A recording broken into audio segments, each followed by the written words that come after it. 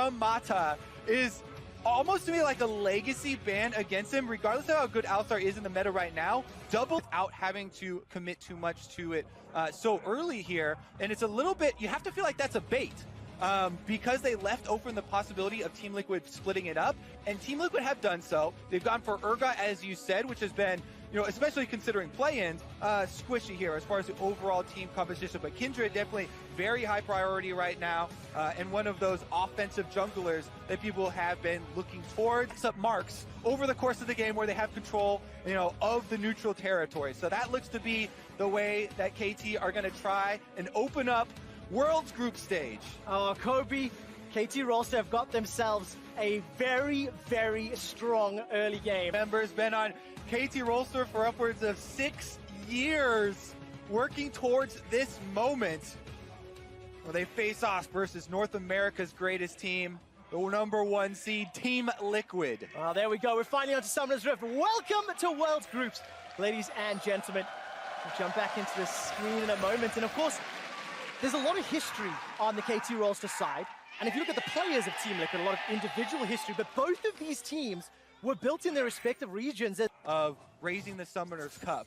But KT Rolster was teams designed to do it. Smithy's on the bottom side. Oh, very good flash off to the body side. Oh, he got it! Knockup connects. Death goes down. First blood, Ole. And Smithy, no stranger to the world stage himself, a veteran jungler, untiltable, makes his way to the bottom side on Gragas and uses the flash there to guarantee that they get the kill. But could there be an answer? All right, there's no flash on Double Lift. He's got around 300 hit points. There's the flash to play. Knockup used onto Mata. Teleport coming down. Mata's still a focus. Manages to go down. Double Lift gets the second kill of World's Group for Team Liquid. Scores now being dived underneath the tower. Pobalt is backing away after aggro.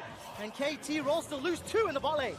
And Def does not get a mouse click in between that large champion. Oh, never mind, top side. All right, gotta quickly jump up to the top. Passive popped there on the side of Smeb. Here comes Yukal.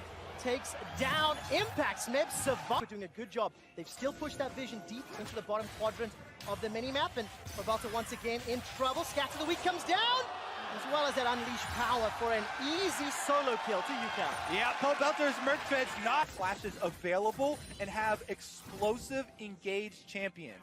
However, as we mentioned before, Syndra with the long stun and the AoE knockback and burst damage could be a big counter to either of those. Inferno's been started out, and they're going to go for it. All right, Pobelt is north of the fight. March is coming in from the south. Team Liquid now seems to be somewhat grouped up. Score's going to go for it. Already being channeled by Smith. Team Liquid get the Infernal. Death Sentence manages to catch onto Ole. He's stuck inside the box. Yukal takes him down for the killing spree. And now Score stays alive, thanks to Lamb's Respite. Impact is in so much trouble, caught inside the pit. But they trade 1-for-1, and Team Liquid get the dragon. Are able to buy a lot of time in team fights if there's good positioning. Smithy, though, he won't have any time. At that damage, he is going to survive a lot longer than I expected. Eventually, the top lane, get the minions moving, and try and delay Team Liquid in starting up this objective. All those minions will be their advantage. Teleport comes in, they're going to fight. All right, Infernal Dragon's going incredibly low. Picked up by Team Liquid, that's the second of the game. Xmithy gets chunked down. Let somebody heal, keeps him alive a few seconds longer. Long range Death Sentence connects up to Impact, and look at the lantern. It brings KT Rolster all the way to Team Liquid. Pobelt is running for his life. KT Rolster get 3 kills, but lose a dragon. That's going to be the Baron. That's it into the Infernal Drake. Yes, they got that objective, but they've lost the fight, and more importantly, they've lost Baron Nashor. Name of the game for Team Liquid, losses as possible, because they do have great scaling for themselves, especially with the 2 Infernals added on. They're actually going offensive on Smeb here. All right, Segler, Killer Instinct goes in. Smeb should just get run down here, and Fear Beyond Death will pop the passive. But look at the mini-map. There's pressure on the top lane. KT Rolster will be able to push onto the inhibitor turret. They will secure this shortly. Yes, Smeb goes down, but Team Liquid are going to lose an inhibitor turret here. Recalls go off, but KT Rolster are able to exit afterwards. KT Rolster going to take another tower in the mid lane inner. That's 6 towers secured already. Now 8 kills to 4, and the map not killed. Team Liquid, they're playing with limited information. Keep glancing down the bottom right of the mini-map. They are in a deficit. Their base is open. Baron is being threatened, and KT now being shoved backwards. Here comes Smith. from the side lane. He can throw down those infernal chains. I'm waiting to see if he can catch anybody. It will look like it secures onto Impact. Impact is in so much trouble. Smeb goes golden, but Impact is already down. 5 versus 4 for the next few minutes. And Team Liquid simply caught out. Critical error there. Team Liquid out in the open, and KT Rolster just runs straight through. Smeb on the Aatrox gets a great knockup for them, and that's going to be Inhibitor Turret. Oh, here comes Mata. Goes for the flash death sentence. Will not find the target, though. But take a look at Smithy's caught out. He goes golden, caught inside the middle of KT Rolster. But it's Ole that gets blown up and obliterated. Defensive flash from Pobelter. He's trying to escape from the back end, and Pobelter's doing what he can. Look at that double lift. Jumps on to Yuka. Will not be able to pick up the kill. He's blown up by Def. The next inhibitor is the focus. KT Rolster pick 1 kill up and turn their attention to the base. And that is going to be a KT Rolster now on the Nexus turrets with only 2 members surviving. Smithy's trying to do what he can, but Def will look to solo up Pobelter. A death sentence helps him out. KT Rolster, ace Team Liquid, take down the Nexus turrets, turn their attention onto Impact for one last time. Looks like they will pad their stats. 1 additional kill.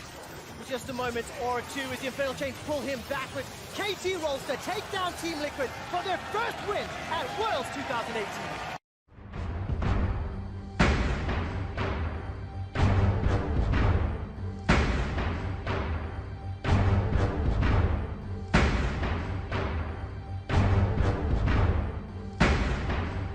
There's some hard engaged supports up. The Rakan is available. The Owl that they've gone with the Gragas, so they have the possibility of those body slam flash plays and the big strategy here. You know, forcing the breakup of Xayah Rakan and then looking at something for duo for a bit of comfortable laning as far as comfort champions go. All right, it's gonna try to put some distance like a Cho'Gath.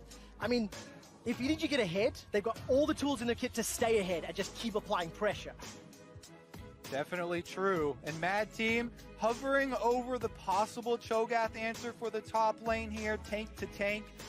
Does have the feast for executing, any sort of frontline members that will come in if they do get the 5-on-5 time. Those extra 10 seconds to go get a deep ward on a jungle camp. So now the Krugs have been warded, and Haro is chasing Kangyu into his own jungle already.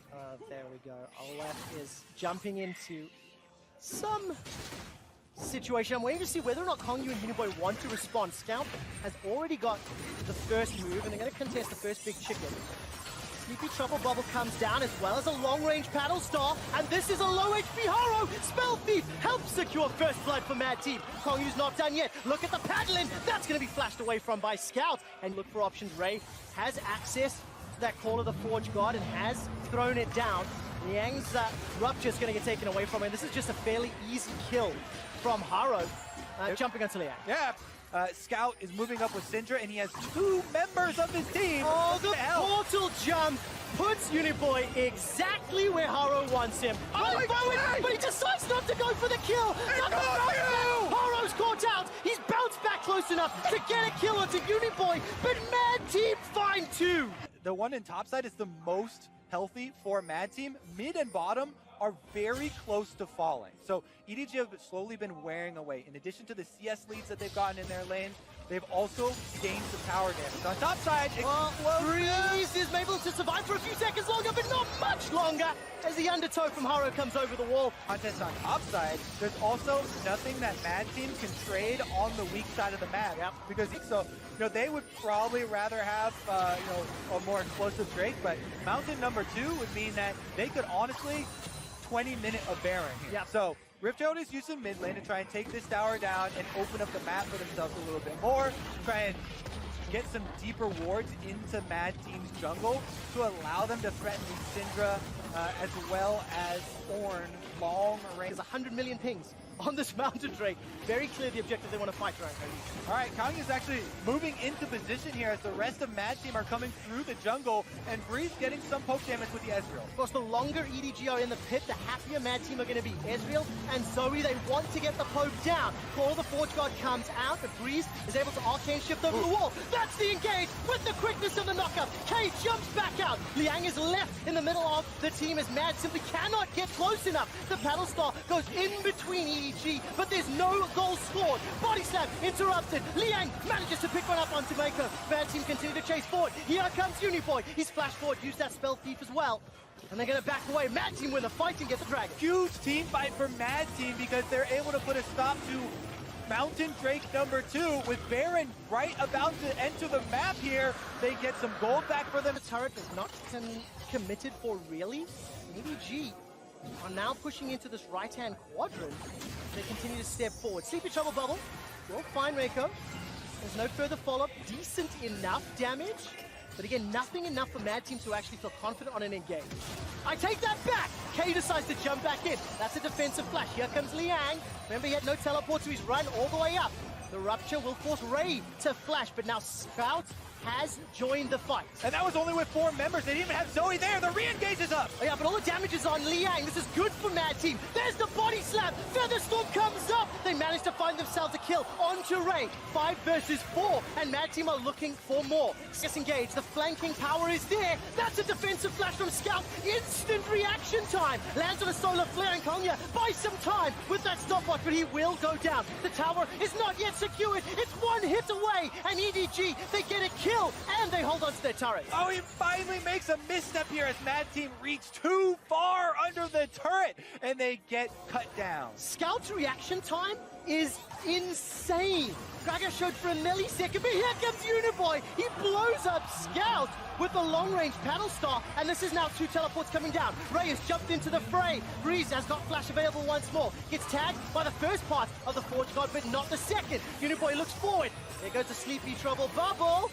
Shot Barrage won't find any targets, and Mad Team maintain control for now.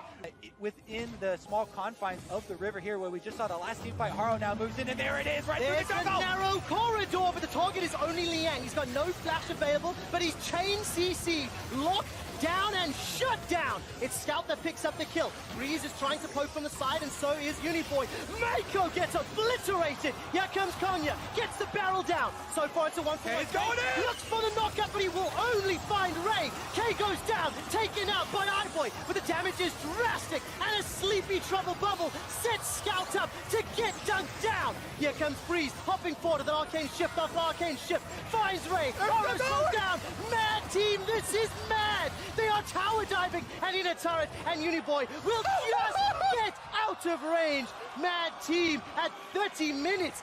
They chase EDG into their own base. You prefer, when we get later, we don't have time to answer that question now, because Mad Team, they're starting off Baron. K is sitting on the flanks. Flash is available, quickness is available, and he's trying to get out of range. A crucial target needs to get caught up. Where is K's engaged? Oh, it's right around the corner. Call of the Forge God is on cooldown, so Ray cannot disrupt this. 4,000 hit points in the Baron. Scatter of the Week has been used. K just got spotted out. So Mad Team, they're found the engage. They get a knock up onto Hardboy, but all the damage is being focused on Ray. Solar Flare comes down, and it's a kill onto Konya. There's a tower killed somewhere else on the map, and now EDG are running for their lives. Paddlestar finds nobody, and Mad Team in a 4 versus 5 are pushing EDG back. There's the flash forward from Freeze. Call of the Forge God comes out. It catches onto Liang. He's killed, but there's simply not enough focus. Eyeboy finally goes down. Uniboy found him in the chaos. He's not done yet, as Breeze is now jumping forward. Breeze! Let's find out if it's going to be a knockout or not. Mad Team are inside the Baron pit. Look at the mini-map. Eyeboy is 1.5 miles away. All right, this Baron's going down. 5,000 hit points. EDG, they found their way into the pit. The quickness is available for K, but he needs to find some targets. Call of the Forge God comes out as Breeze finds a way to flank, trying to force away Scout, and that's some pressure onto K. They found themselves a kill onto Ray, but it's at the cost of Breeze's life. It's at the cost of K's life. All the damage is now on Eyeboy and Uniboy to try and finish this one out. Do you believe it can be stolen? There's no feast available. Konya's got himself a flash as well as that body slam. Sleepy Trouble Bubble allows a secure of the Rupture. Crucially, Baron has been reset. Mad Team have done enough for now. Eyeboy looking for a fat man. Gets a couple of autos down as the Solar Flash slows down Uniboy. He's got no flash available. Goes golden, but here comes K. Quickness is on cooldown. Uniboy gets burst down and blown up by Eyeboy. The Call of the Forge God comes out. That's a double already as EDG are looking for the advantage. A shutdown onto Liang. K and Breeze are running for their lives. It's a 4-for-1. 3-for-1 correction, as the minions are helping out Kay, and they're helping out Breeze. The Baron has been stopped if there's any solace to be found. And EDG, they once again turn. They once again go back. Round 3, won by EDG. EDG minions are also doing work. Look at the giant minion waves of both sides that have built up. Those are almost 4 minion waves worth of cannons stacked up, trying to take down the inhibitor turrets themselves. That will allow EDG to finally get some alone time with the Baron. Kobe, this feels like the final difficulty of Odyssey, where you spend forever fighting in just one area of the map. EDG will get an uncontested Baron. After what feels like any turn. Looks very good for them is when they have dodged the initial engage and then re-engage with the power of that Shogun, with the power of the Gragas.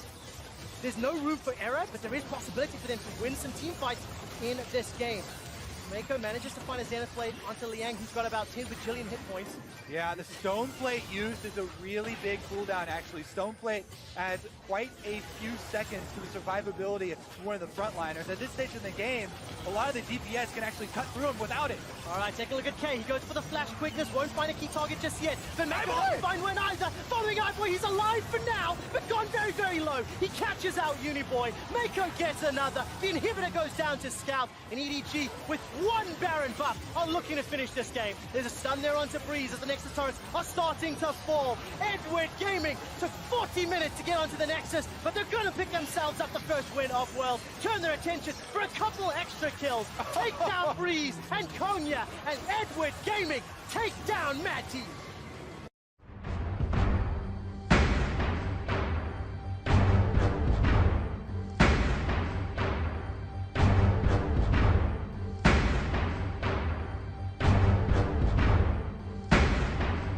Being hovered, undefeated in the summer split for now, but there's a lot of power picks up and available. We've touched The other side of it, though, when you're giving away these power picks, Kaisa is the late game carry that everyone relies on. Also leans into the Flash Wolf style. You know, they focus the bottom lane. They really want to get Betty ahead. Betty and Sword Art are the moment is a flex pick. So right this exact moment is a little bit extra as far as the value. pick something else for Maple.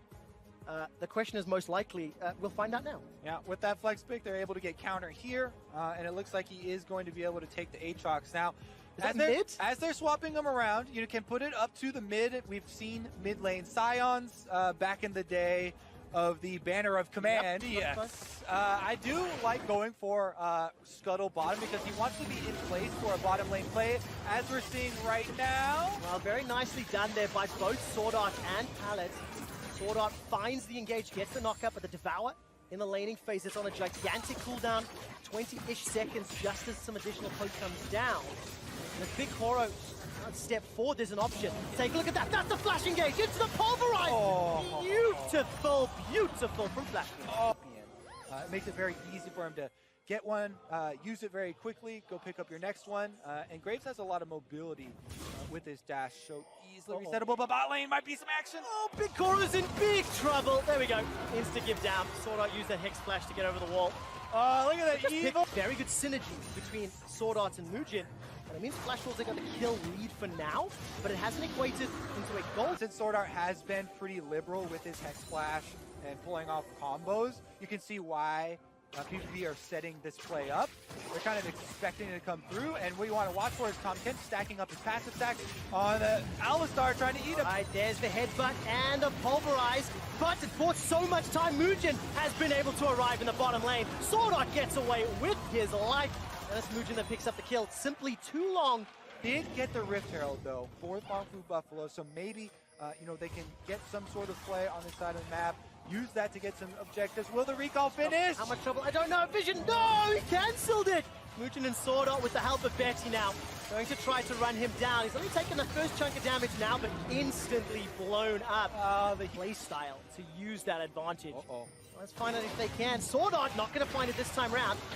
going to be able to find the pulverize, and now PvP looking to turn this one back. Sword Art is going to be in a little bit of trouble, caught by the disdain. Execute range. The ultimate is now ticking away, and Zeros manages to get Fear Beyond Death. I think he gobbled them up while inside Ballad. That's the first kill. No reaction from Null, he just backs right off and then gets the slowdown. They get the Alistar, they punish him. Maple though is in between. Yeah, we're jumping straight to the mid lane as Big Core has already been blown up. Killer Instinct delivered Betty to the mid lane, but the kill was secured.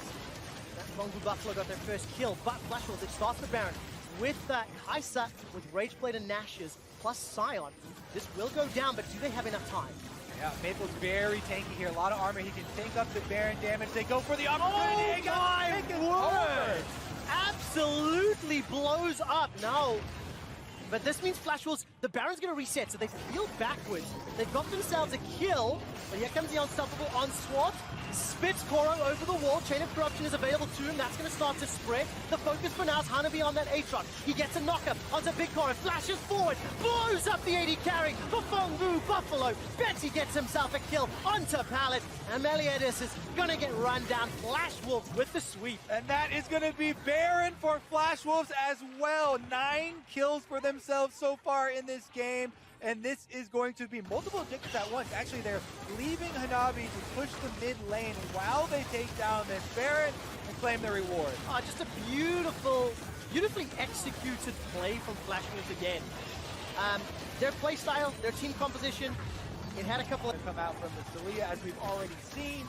And they've got the engage to back it up here. Scion trying to collapse on Tom Kenshin. They get the flash. Yeah, they get the flash, they get the tower in the bottom lane. That's the 4th of the game so far, and Flash Wolves now knocking on the inhibitor turret's doors. There goes the unstoppable onslaught. Devour comes down, but Flash was already used. Here comes Sword Art with a flash of his own.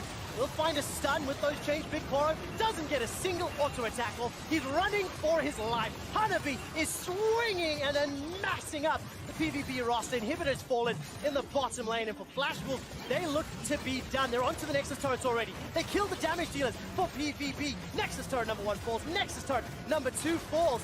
And the Flash Wolves are making a statement. Absolutely destroy Mongo Buffalo.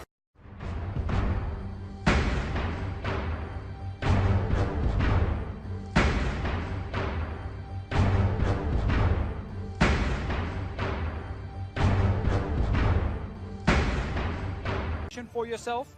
But if the Afrika Freaks were ever going to be focused on that, Rakan was the champion for Tucson. Up towards the end of the split and could use in the gauntlet very successfully. And we should talk a little bit about the they do it anyway. They got him in there. All right, Heimer doing it, and Rakan. That's an interesting hodgepodge lane. We were speculating, DeFisher, in the back. Let's get a lot of mages in this game.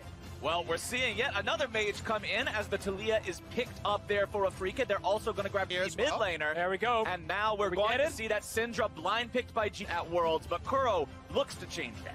Let's see where G2 want their win, because they could just put the Camille on the top side. It is a bit of a flex pick, but it looks like Camille top, Gragas jungle. But Spirit might actually have to flash out. I know, he's fine.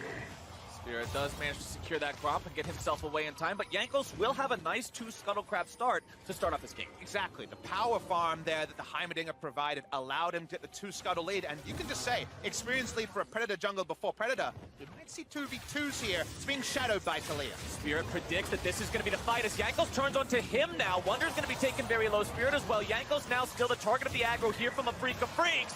They're going to be taking him very low at first blood. I'm ready to see. Does Afrika Freaks have the experience about playing around that very nuanced, that very specific style of the Heimerdinger in a late game fight? Yeah, here's what we're going to see from G2. They will get pushed mid with Heimer and Syndra, and then they will control Baron and use Heimer turrets to constantly threaten it. And if you show up, you'll get a massive grenade in your face. Here we go mid. Perks is going to be drowsy, but the damage comes in from G2, and Hjarnan picks up Kuro. That's the kind of play G2 needs to make. And it's a nice from the Syndra there. So, bit of a mistake on execution as third turret goes down.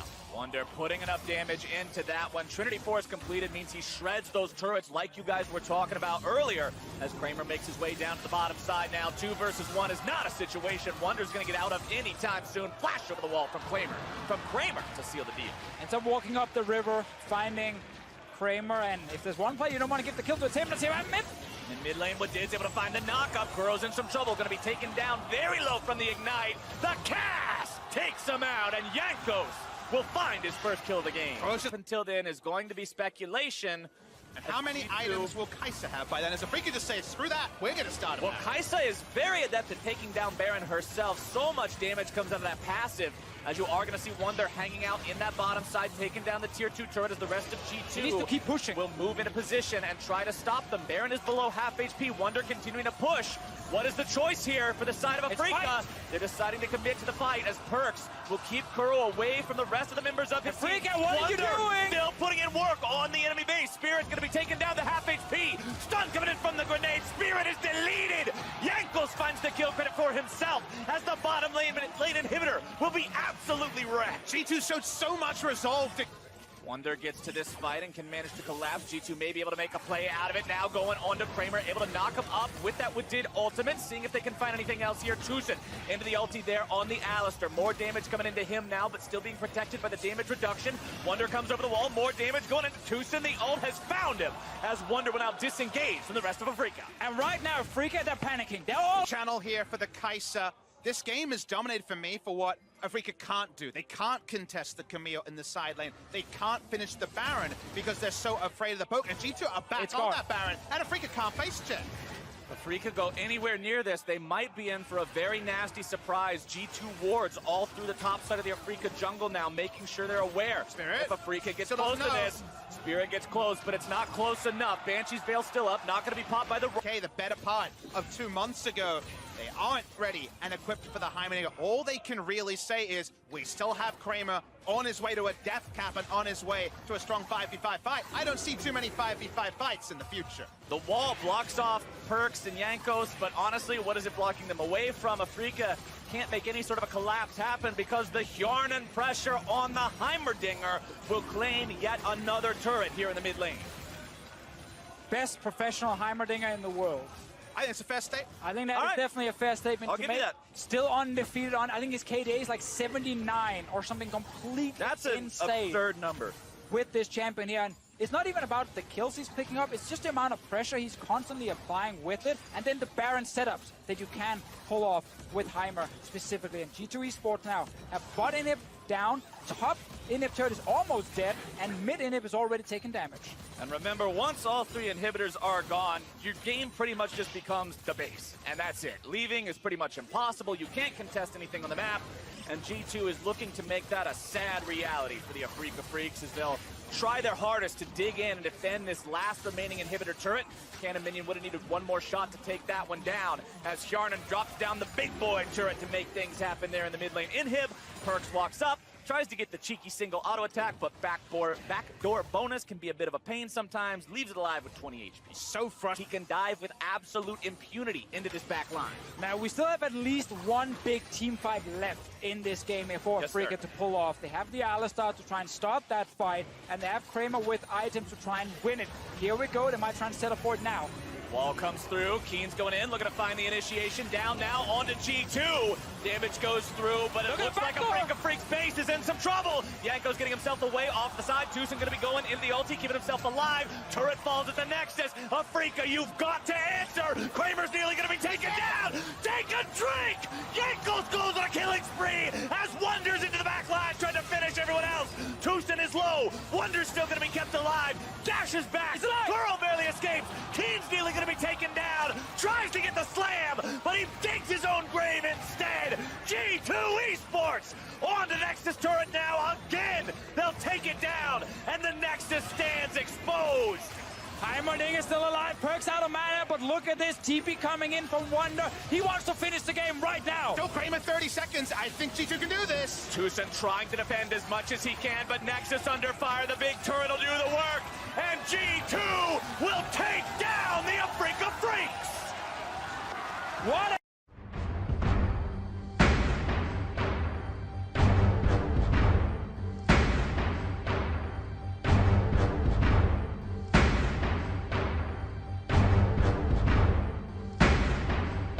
here for Cloud9 along with Tom Kench and Irelia, Brahmin Aatrox. Uzi still plays Caitlyn and can use that to try and be a lane bully, but I think it's risky. I think it's a trick. I think the Xayah is here because to me, Uzi Xayah is what has provoked people from the LCK to even the Cho'Gath is another one to consider. Doesn't provide the same engage options, though, to get the fight on command, but maybe Alster. Oh, that's the straight up Evelyn, guys. Okay. RNG bans out the Xinjiao and the Nocturne. They're saying, all right, let's keep some of the carry junglers away from Summoner's Rift this time. Moment's notice, you're ready to go. But the thing is, when you deal with this comp, and we get the Rise we just highlighted before that we wanted to see, when you deal with a 1-3-1 comp and an Evelyn, Talia and Galio Globals do not cover the entire map. And is one of the best, if not the best, in the world. So they can just take it a bit slower, play around Uzi's lane, and all in. Bottom side, it's sneaky in some trouble. No flash available means he is gone. And first blood goes over to RNG, and it goes to Uzi. Perfect illustration of what we mentioned is Licorice looking for this. Licorice wants to grab the solo kill, and into the grinder you go. He responds across the map. Battle lines are drawn. Bots idea on this, Martin. Vishio. What about just sending Sneaky topside to try to crash down Shen's turret? He doesn't do so well there, and Sneaky's in trouble. Speaking of crashing down, it's Xiaohu with a surprise delivery of pain for Sneaky. RNG find themselves kill number 2. As possible as well. So I feel like at this point, Sneaky and Zeyzal might just have to suck it up. Thought about attacking that global as mid lane. Jensen stopping Xiaohu from getting himself away. Xiaohu has flash available here now. RNG bringing in some backup with Karsa. They'll get themselves away for now. The charm comes out. Xiaohu going to be in some trouble. Nearly executed. Damage comes down, but it's not going to be enough. Tragedy for Cloud9 as they can't find the first kill. But Ming's going to be the consolation prize. Rack up number 2 for Licorice. On picking up the kills, he can get his Black Cleaver fairly quickly. Shen will not be able to do a damn thing. They need this Urgot to be so far ahead because bottom lane just keeps finding trouble after trouble. And now Uzi's got himself his second kill of the game on this side. RNG happy to play in multiples. We see the push through mid lane. Here is Licorice, though. They're trying something. Xiaohu tries to get himself away, is going to be charmed up. They've already found the Urgot ulti. Take him down to 25%, and he's going to be grinded up yet again. Licorice goes on a killing spree and tries to keep Cloud9 going even further. Champions, gentlemen, that feels so much weaker when she's on the back foot. When you're not constantly making your opponents guess, oh, where is she? Oh, we're afraid. And now she's going to be caught out and immediately just destroyed by Ming and Karsa together. The Evelyn, not a champion that can survive that sort of an ambush. I mean, you're hitting the... For you, no problem whatsoever. This is the play, however, we keep mentioning. Licorice in his side lane with Svenskeren coming in from a flank to try and back him up. You will get a ton of damage on the turret now. You have minions as well to back you up. And there is no Baron alive yet. That's going to be the objective RNG will use to force team fights. But it's not here, so you can try and get a kill and a bot lane turret. RNG trying to just muscle down this mid lane tier 2. Uzi's got the protection of Karsa and Ming nearby, not really worried about a whole lot of anything. Tier 2 will fall there. That's turret number 5 for the side of RNG, as Cloud9 will look to make something happen here on the bottom side of the map. Scarlet and Licorice working together, looking to take down Let Me. They're going to need some more damage to do it. Xiaohu wants to go in, find some kind of a flash into a taunt, but the escape from Svenskeren, predicting that would come forward, gets himself out. No kill to be found for C9. I love how RNG are making proactive plays, though. They sense that Evelyn's bot lane here, 3,500 gold. God bless. That is a massive deficit to have to recover from. Uzi, 2 items fully completed on top of having the QSS already bought as well, and Zeyzal is gone. Karsa makes sure he gets that one. The TP has to be canceled there. There's no way you can go through with that one if you're Cloud9. Tier 2 turret under siege here on the top side. And with this being taken down, RNG has now taken everything from Cloud9 outside of their base. The base siege becomes tougher, but when you're this far ahead, they might just be able to brute force it down. The Weaver's wall comes out, and RNG will rapidly put damage into this tier 3 turret. Svenskeren coming around from the flank, seeing if he can find something. Xiaohu's going to be ready, though, with the Galio ulti to come in and keep these guys safe. He's got the taunt already channeled. Jensen's going to be locked up on that one. Svenskeren has to get himself away. Heroic entrance still looking to keep Uzi alive. They take down Zeyzal, and RNG hasn't lost a man. Jensen's going to be next on the chopping block. Xiaohu goes into the CC. Archangel will not be enough to keep him alive today, and Uzi goes on a killing spree as RNG has 7 kills now, pushing even further into the base. Inhibitor number 1 gone as Cloud9 can do nothing looking on. They see Jensen top side, so they can continue to push. They want to break the base on the bot side. Maybe this next minion wave will be the time. You've got to be so ready for this if you're Cloud9. As soon as that turret drops, these guys can go in at any point. Licorice on the front line, and Zeyzal looking to make the initiation with the quickness, going to be taken very low, getting himself away. Svenskeren already having to pop the ult. Ming taken below half. Karsa also having to skirt around the back lines now. RNG have not won the fight just yet, but they take down Jensen, and Uzi goes on a rampage. Licorice has to flash away as well now too. C9 completely disengaged. No chance to make that fight happen. They try again, they use the Rakan to engage, but they simply cannot get in and stick to the squishies. Karsa keeps walking out after he drops low, and Anji is waiting for a moment to turn and then kill someone. And now the knockup on a Spin Scaring, going to be taking him low. Ming also down, critical HP, but Licorice has been shut down. That one's going to be big for RNG, and with Zazel also out, this could very well be the end of the game. Nexus turret number 1 under siege. They found the damage onto Sneaky. No chance to even participate in League of Legends this game, as RNG, 25 minutes in, will find the Nexus and find the win. It's games like this that remind you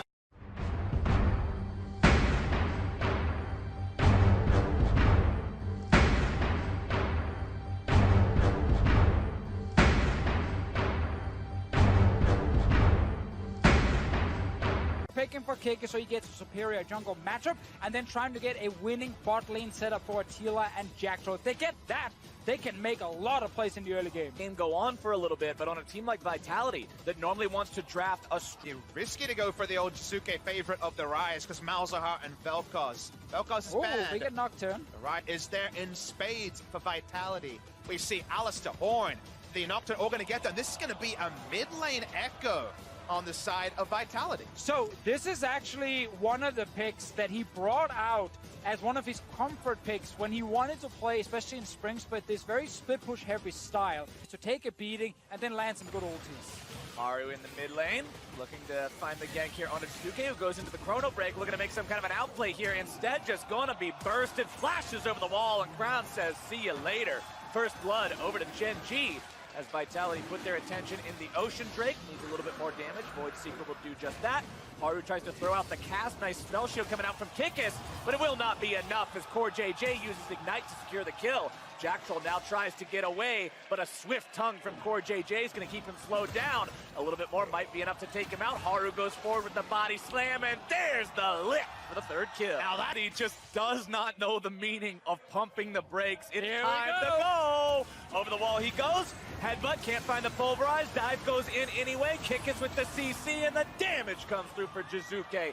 Now can Core JJ find one in retaliation? The tongue into the stun, into the spit, and they've got the kill. Core JJ goes on a killing spree. That'll pinch once more! Jizuke tries to get himself away, but that hungry catfish frog, whatever he is not going to allow it today. Cuvee comes around from the side. Chrono break right back underneath the turret.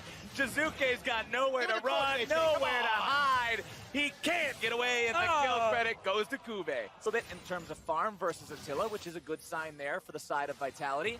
As Crown over the wall, thinks about maybe doing something here. Has the orbs ready to go. Throws one over the wall, finds the stun. Looks for a little bit more damage. Electrocute goes off the arrow. So well placed. Jin G.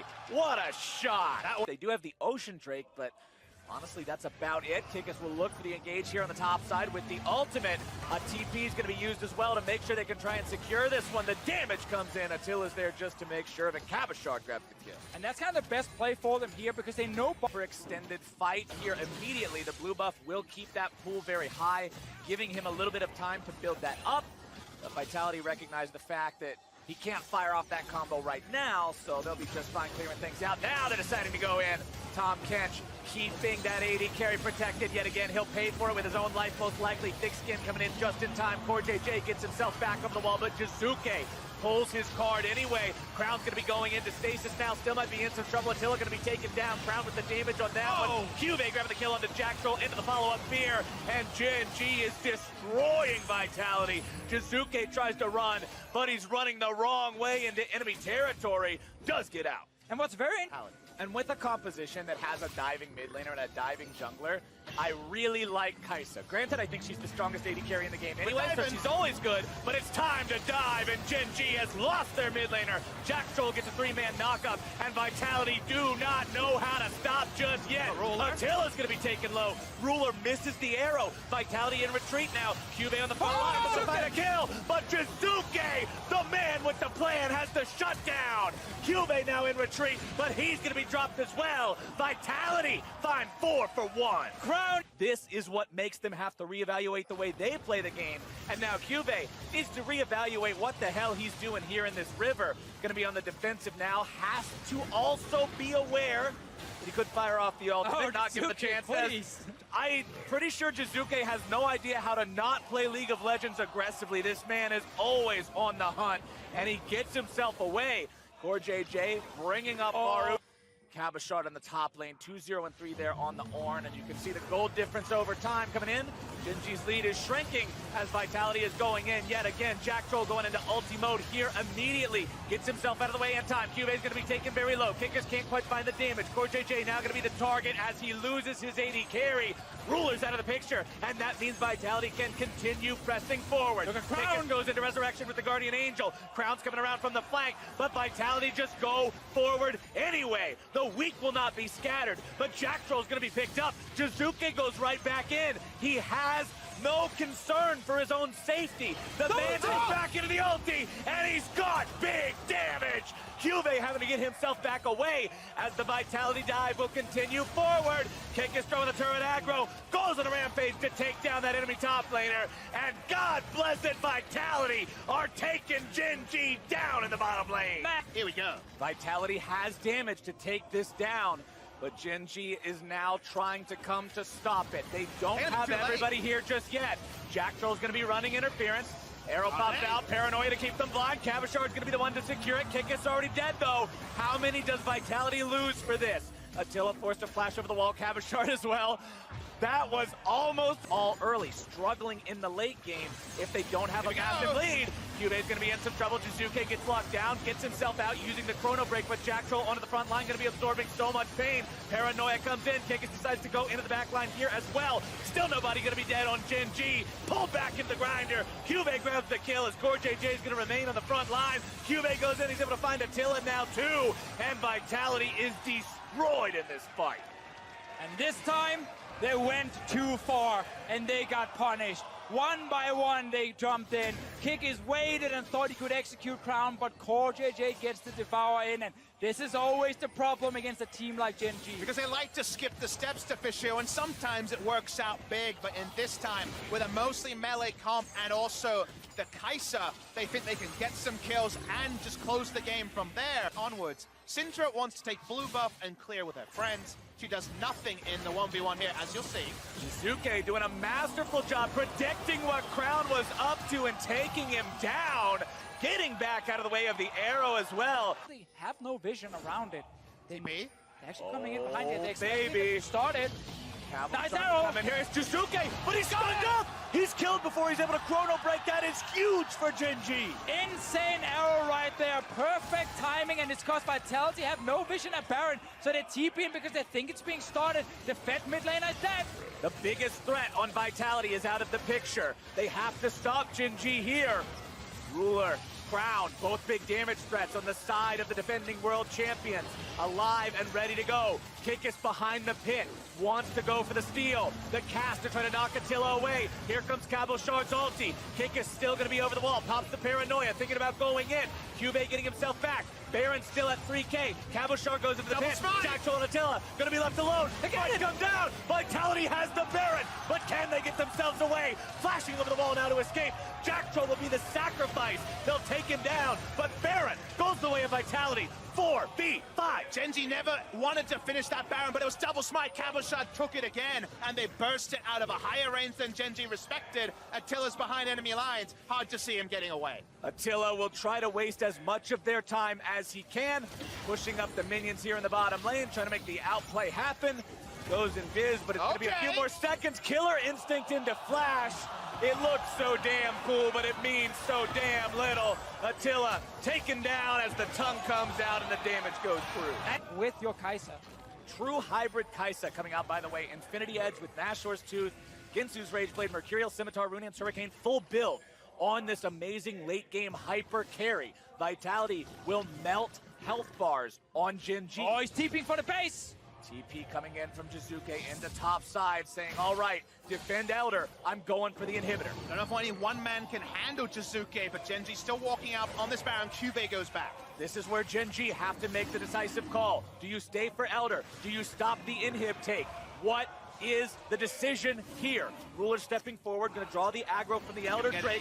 Top side, Jizuke is going to be stopped by Cube potentially, but the inhibitor's still taken down, and Jizuke gets himself away. It's 4v4 in this bottom part of the map. TP available for Cube to join in. Attila, they're going to Now, finish the they're game. still looking to make things happen. It's Attila going into the base. Vitality has to buy time. That's the call. Cube has to try to defend this on his own. Jizuke will not be taken down. The shutdown goes Here we through. go. Vitality's looking to end it. They're pushing Nexus turret number 2. Let's They go, can't boys. get back Keep in time. pushing. Gen G They is got it. rushing to Nexus, but Vitality will take them